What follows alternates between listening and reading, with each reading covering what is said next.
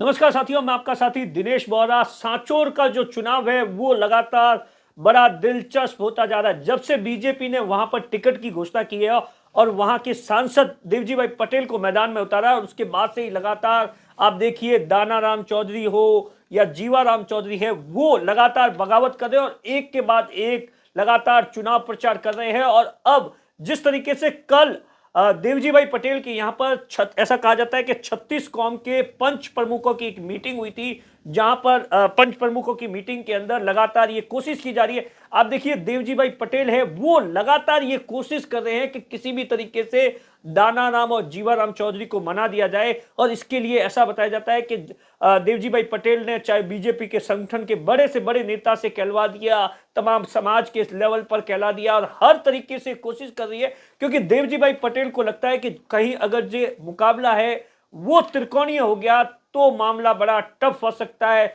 फिर वही 2018 का हाल हो सकता है। क्योंकि आप देखिए लगातार सांचौर के अंदर बीजेपी के अंदर पिछले 3 टाइम से चुनाव नहीं जीत पाई है, और उसका सबसे बड़ा कारण एक ही माना जाता है, वहां पर बीजेपी के अंदर आपसी फूटबाजी। और जिस तरीके से आप देखिए कल जो देवजी भाई पटेल ने कहा, वो उनका जो एक अंदर से जो दर्द है ना, वो साफ तौर पर झलकता है। और एक इमोशनल कार्ड खेला है। आप देखिए इमोशनल कार्ड, चुनाव है, चुनाव के अंदर बहुत से नेता आप देख रहे होंगे, बहुत से नेता ये कहते हैं कि ये मेरा आखिरी चुनाव है, अब मेरे को आखिरी चुनाव जिता दो, अगर ये चुनाव नहीं जीता तो मेरी राजनीति खत्म हो जाएगी, तमाम तरीके से। और देवजी भाई पटेल आप देखिए इससे पहले कभी भी इस तरीके के मामले के अंदर नहीं फंसे, क्योंकि इससे पहले हमेशा वो लोकसभा का चुनाव लड़ते थे तो इतना मामला टफ नहीं होता था, मोदी लहर होती थी, इन तमाम चीजों का फायदा मिल जाता। लेकिन इस बार पहली बार आप देखिए देवजी भाई पटेल को यह कहना पड़ रहा है, पंच की जो मीटिंग थी, पंच प्रमुखों की मीटिंग के अंदर यह कहना पड़ रहा है कि अगर सांचौर को बचाने के लिए मुझे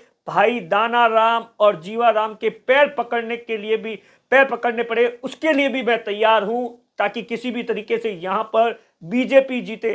दरअसल आप देखिए कल एक मीटिंग थी, मीटिंग के अंदर आप देखिए वहां पर यह कोशिश की जा रही है, लगातार 36 कौम के लोग थे, पंच प्रमुख थे, वो कोशिश कर रहे हैं किसी भी तरीके से दानाराम और जीवाराम चौधरी को मना दिया जाए। और ऐसा बताया जाता है उस मीटिंग के अंदर इस तरीके का जो एक वीडियो है 30-40 सेकंड का, वो देवजी भाई पटेल का है, जिसमें वो बता रहे हैं कि बीजेपी ने मुझे टिकट दिया है, मैंने कभी टिकट नहीं मांगा था, पार्टी का जो आदेश होता है वो मेरे लिए सर्वोपरि होता है, मैं मोदी जी की स्कीमों को लेकर गरीब कल्याण किसानों के लिए कामकाज करना चाहता हूं, और पार्टी ने मुझे आदेश दिया है, मैंने कभी टिकट नहीं मांगा। और उसके बाद में ऐसा बताया जाता है कि जो वो पंच प्रमुख थे वो दानाराम और जीवाराम चौधरी के पास में गए, उनसे आग्रह किया कि बीजेपी की जीत के लिए वहां पर उन्हें जिस तरीके से वो उन्हें देवजी भाई पटेल का सपोर्ट करना चाहिए, इन तमाम चीजों को लेकर। पहले वो वीडियो सुनिए जिसके अंदर देवजी भाई पटेल ने क्या कुछ कहा है, इमोशनली कार्ड खेला है। और यह हाचोरी आम जनरे वासे, हाचोरा जे गरीब है, हाचोरा किसान है, वो बात भाईयारे वासे।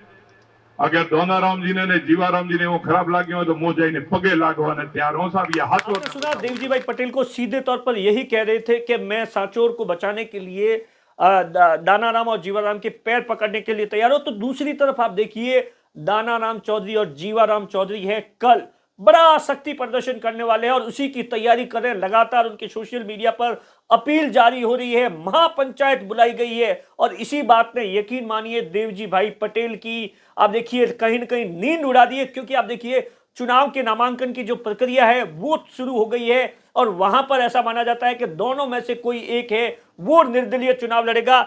ये एक जो ट्वीट किया है दानाराम चौधरी की आईडी से ट्वीट हुआ है, जिसके अंदर ये बताया गया है, दोनों का एक कॉमन एक वीडियो है, 30-40 सेकंड की अपील है दानाराम और जीवाराम की। उसके अंदर क्या कुछ बताया गया है कि सांचौर विधानसभा क्षेत्र के 36 कौम की जनता जनार्दन से आह्वान किया जाता है कि आगामी विधानसभा चुनाव की चर्चा को लेकर 36 कौम के सम्मान में कल 31 अक्टूबर 2023 मंगलवार को सुबह 10 बजे विशाल पंचायत महापंचायत का आयोजन किया जा रहा है, जिसमें आप सभी सर्व समाज के भाइयों से अनुरोध है कि ज्यादा से ज्यादा पधारे। और नीचे क्या कुछ लिखा हुआ है ये बड़ा इंटरेस्टिंग, आप देखिए, स्वाभिमान अमर रहे मां पंचायत, ये हैशटैग किया गया है।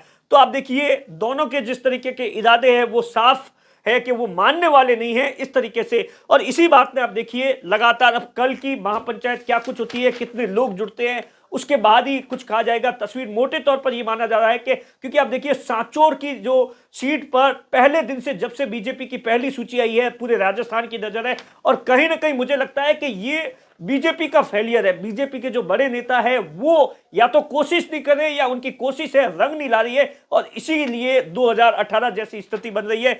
और इससे पहले आप देखिए यहां का विधानसभा जो चुनाव है उसका इतिहास क्या कुछ है। आप देखिए 2018 के अंदर जो बीजेपी के दानाराम चौधरी थे, बीजेपी से प्रत्याशी थे, पहली बार चुनाव लड़ रहे थे, 58,771 वोट लाए थे। और निर्दलीय प्रत्याशी जिन्होंने जीवाराम है उन्होंने तकरीबन 50,000 वोट लाए थे। वहीं आप देखिए सुखराम बिश्नोई को 85,000 वोट मिले थे। अगर दानाराम और जीवाराम का वोट जोड़ दिया जाता है तो तकरीबन 1 लाख के आसपास होता है और वहां पर बीजेपी जीतती है, लेकिन वहां पर बीजेपी में घमासान था। और इसी कारण से आप देखिए सुखराम बिश्नोई है वो दूसरी बार चुनाव जीते, तीसरी बार भी पार्टी ने उन पर भरोसा जताया। और इससे पहले आप देखिए लगातार जो इस विधानसभा सीट का जो इतिहास रहा है, 1985 में कांग्रेस के पास में थी, 90 में भाजपा के पास में थे, और 93 में कांग्रेस के पास में थी, 98 में कांग्रेस के पास में थी, 3 के अंदर बीजेपी के से जीवाराम चौधरी जीते थे। और उसके बाद में जीवाराम चौधरी कभी निर्दलीय चुनाव लड़ते हैं, कभी पार्टी से चुनाव लड़ते हैं। लेकिन अब आप देखिए सांचौर का चुनाव है वो दिन ब दिन बड़ा इंटरेस्टिंग होता जा रहा है। आखिर क्या कुछ तस्वीर साफ होती है, इस बात की मैं आपको पल पल की जानकारी दूंगा। कैमरे के पीछे नाथू सिंह है, मैं आपका साथी दिनेश बोहरा।